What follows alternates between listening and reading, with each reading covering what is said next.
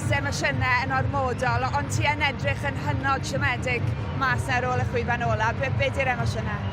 Jyst yn gytid gyda'r canlyniad. I ni gweithio'n galed trwy'r wythnos a jyst cwbl o bethau jyst yn mynd ffoni yno. O'ch chi'n teimlo oedd hi'n gêm gallech chi wedi hynnyll mas na enwedig yn yr ail hanner y gwarter ola? Gallai wedi bod. Fi'n credu yn y hanner cyntaf na oedd disgybliaeth wedi gael ni lawr tyma bach. Yn wedi yn hanner un, a ni wedi rhoi cyfleoedd i dal cic y pwyntiau, so mae'n allu adeiladu'r scoreboard, so oedd yn gormod erbyn y diwedd, ond fel y cwarter awr diwethaf yna, ni syl yn ymladd, syl yn batlo erbyn y diwedd, so mae'n cymryd y bosib as hwnna. Gymaint o ymdrech wastad, ond falle ddi'n anodd ffindo rhyw fath o fflach o sbarc mas na heno. Ydy hyder yn broblem ymysg y tîm?